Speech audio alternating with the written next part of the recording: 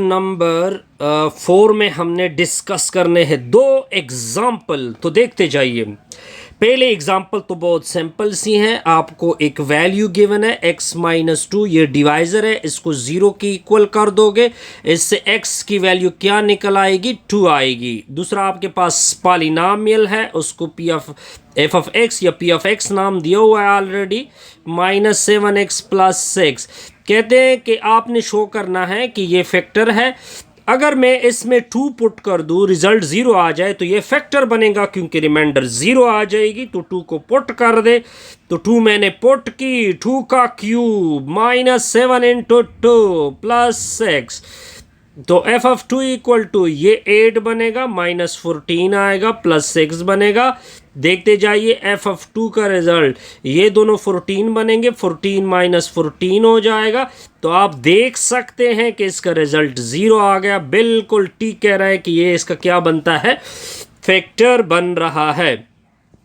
आप देखिए यहाँ पे बड़ा सिंपल सा रिजल्ट है, ये रिजल्ट भी बहुत सिंपल सा है, कोई कंफ्यूजन इसमें नहीं होगी।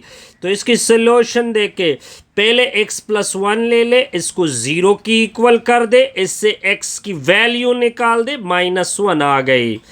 ठीक हो गया, इसको सर्कल कर दे। अब दूसरा जो बड़ा जुमला है, इसको f of x नाम दे दे, x³ + px², ये I think q of x है, प्लस q of x + 2। इसमें -1 पुट कर दोगे, -1 का क्यूब होगा, प्लस p × -1 का स्क्वायर होगा, q × -1 होगा, +2 होगा। तो f of -1 equal to -1 + p - q + 2। लेकिन आगे कहते हैं कि फैक्टर है, तो जब फैक्टर होगा तो f of -1 किसकी इक्वल होगा, 0 के। तो p - q, इन दोनों का रिजल्ट आएगा +1, इसको इधर शिफ्ट कर दोगे तो p - q इक्वल टू -1। आसान सा रिजल्ट था।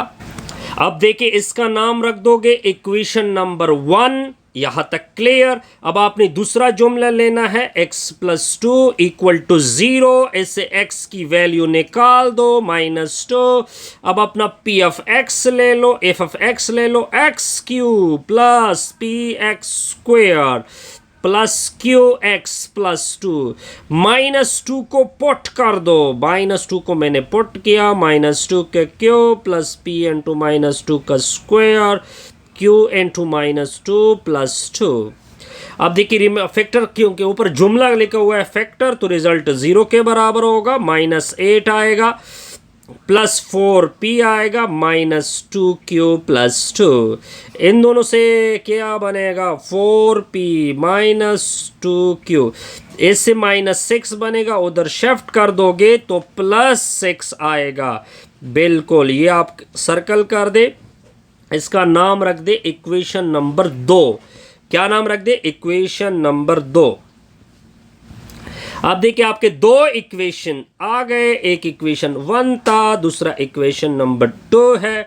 तो इक्वेशन 1 को लेके चलते हैं, p - q = -1, दूसरा है 4p - 2q = 6। इस तरह कर दो, इक्वेशन 1 नाम रख दे, इक्वेशन नंबर 2 नाम रख दे।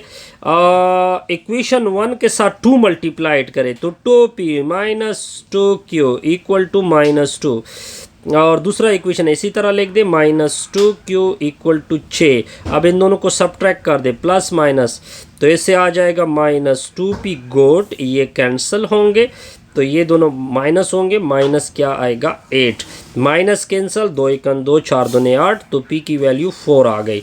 अब p की वैल्यू को इक्वेशन 1 में यूज़ कर दे, तो हम इक्वेशन 1 में यूज़ कर रहे हैं आपके सामने। तो 4 - q = -1, इसको उधर शिफ्ट कर दोगे तो ये -1 - 4 होगा, तो -q = -5 होगा, माइनस माइनस कैंसिल, तो दोनों वैल्यू हमने क्या कर दी, निकाल दी, और आपका ये टारगेट भी था।